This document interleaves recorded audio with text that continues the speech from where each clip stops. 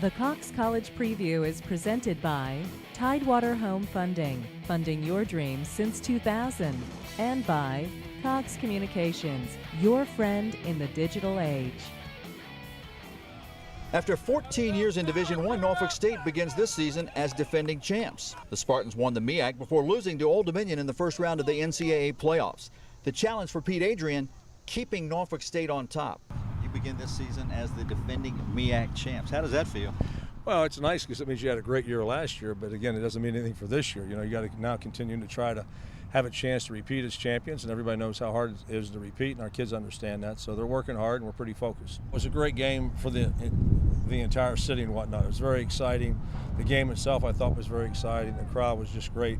So that was a great experience that I think all the kids on both teams remember for a long time, and our kids really loved it, and hopefully there's a hunger there to try to get back into that.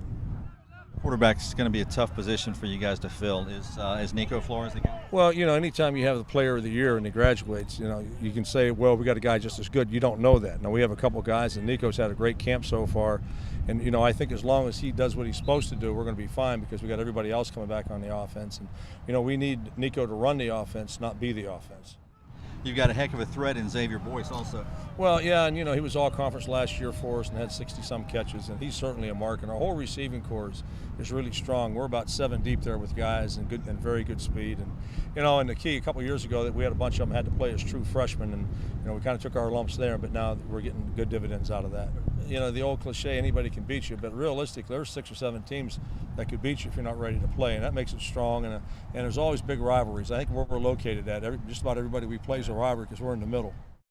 Norfolk State's biggest challenges will likely come from South Carolina State, Florida A&M, and Bethune-Cookman. At Hampton, the Pirates are looking for continued improvement under their 4th-year head coach, Don Rose. This is my 4th year, and I finally got a chance to kind of mold the team the way that I feel it's going to be a part of Don Rose. And I think the biggest thing was my staff. You know, the first few years, every year it was a turnover and it didn't work. And now I've got guys that kind of buy into what I'm saying, my philosophy. So I think that's first. Second is obviously you want to continue to recruit, you know, solid athletes, and we've done that, and we've got about 8 from the 757, you know, the Hampton Roads area. And that's always good. And so I think now we finally get everybody that's buying into the program. And so on that note, I'm excited. You've got a little bit of a different situation this year in that you're not eligible for postseason play. How do you motivate your players given that? That's easy. I mean, you know, what happened prior to, you know, I guess the APR when it started and goes back, whatever, it was over a period of time. And so when I took the helm, it finally caught up. And so, but now, you know, they can't stop me from winning games. They can't stop my players from being the best that they can. They can't stop them from being All-Americans and all-conference players. And so, you know, I said, look, let's just take one at a time. Let's go ahead and get this. And I think the guys are buying into it. And so we just concentrate on each game. And at the end of the year, you know, whatever the record is, you know, if it's 10-0 or whatever it may be, then that's what it is. And they can't take that away. But I think our guys are motivated.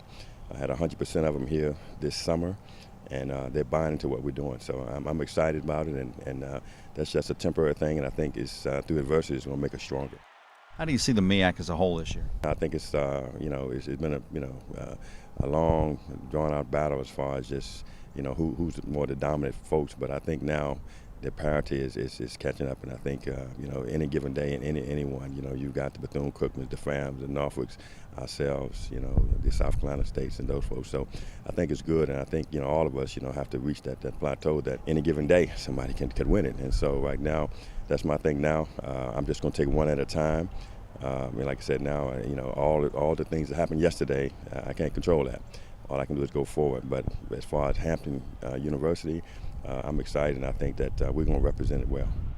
We've got, you know, a pair of defensive ends, 4 or 5 of them, that I think any one of them could be the guy, you know, so that's a good thing. And, you know, we've got some young interior guys, and I think it's great. But my defensive linebacker core, you know, the bottom line is that, you know, I want to make sure that they, day by day, that they understand what it takes to be champions. And I know, you know, all in my walls in the buildings, you have championships from all the previous years, and that's fine. You know, I was part of that, but, you know, that's yesteryears. let's concentrate on the day. And so right now, all my guys, if they continue to buy into what we're doing, take one at a time, you know, we're going to be okay. So that'll do it for our 2012 preview of college football here on Cox. Should be another very interesting season. Hope you've enjoyed it. Until next time, John Castleberry saying so long, everybody.